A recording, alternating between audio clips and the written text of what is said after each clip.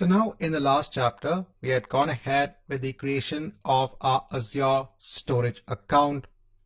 Now you can go onto your storage account from all resources, or you could also go on to the storage account section that we have here.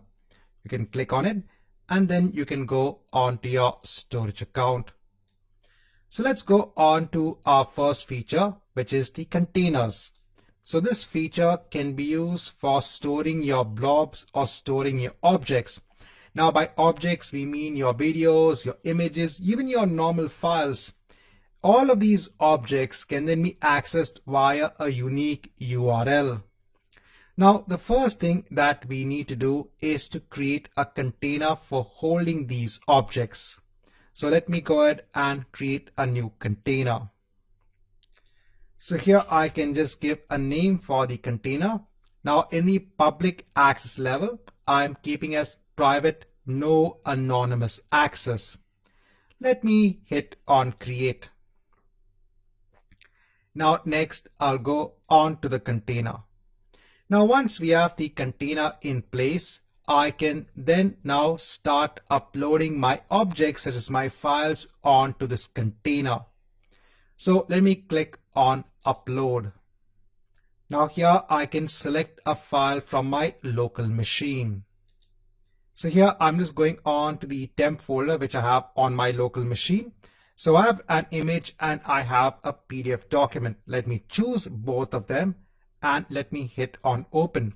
So you can upload any object onto this container. Here I've just gone on to the AZ900 exam site. I've taken a picture and I've taken the exam skills outline as a PDF document. I'll click on open and here I'll click on upload. Now once the upload is complete, so I can see both of my objects here. If I go on to my image, here if I go on to edit, so here I can see a screenshot of that image. If I go back onto my container, my data container, if I go on to my PDF file, here if I go on to edit, so currently we can't view the PDF file here itself, but we can go ahead and download the PDF file onto our local machine.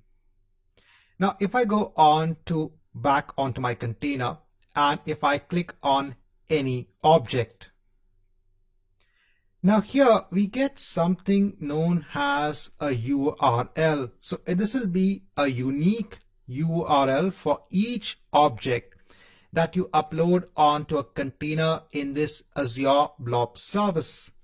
So if I copy the URL and if I go on to a new tab and if I paste it, so here I can see the name of my storage account. This is the service.blob.co.windows.net. Then I have the name of my container and then I have my object name. Now if I press enter, so here I'm getting a message which says that the resource is not found. But this is kind of weird. The resource is there anyway in our storage account. Now this is based on the permissions to be able to view this particular object. So if I go back onto my object, here if I go back onto my container, here I can click on change access level. Now remember when it came to the public access level, what we had put has private, no anonymous access. And here we are accessing this object as an anonymous user. An anonymous user means that we have not logged into Azure. See, here we have logged into Azure with our admin account, but in this particular tab in the browser, we have not logged into Azure. We are trying to access this object as an anonymous user. So what we can do is that in the public access level, I can change it on to blob anonymous read access for blobs only, and then I can hit on OK. Now once we have done this, if I refresh this page, now you can see you can see the image. If I go on to my other object, and here if I take the URL, I'll copy it on to the clipboard, and let me just hit enter, and here we will see the PDF document. Now, there are other ways in which you can securely give access onto your objects in a container when it comes to the BLOB service. This is something that you will actually learn when you give other exams such as AZ-104 or AZ-500 or AZ-303.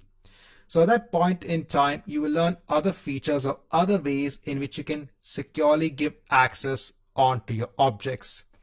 From a fundamental level, you should understand what you can do with this container or BLOB service and how do you upload your objects such as your files.